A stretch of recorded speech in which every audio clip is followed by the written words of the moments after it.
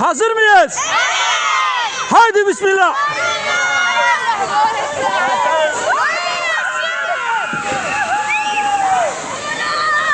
Karacaoğlan Mahallesi Şehit Kamil.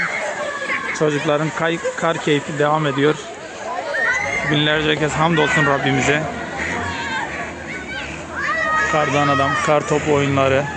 Çocuklar çok mutlu. Rabbimize hamdolsun. Hazır mıyız? Tekbir! Tekbir! Tekbir!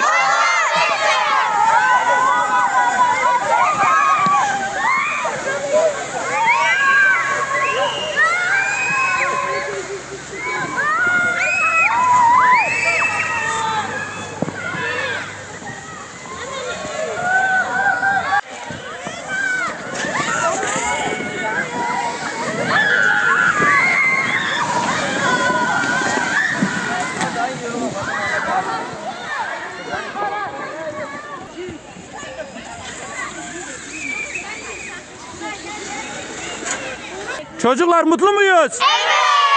Bu kararı verenlerin çok mutluyuz. Allah Allah Allah Allah Allah Allah.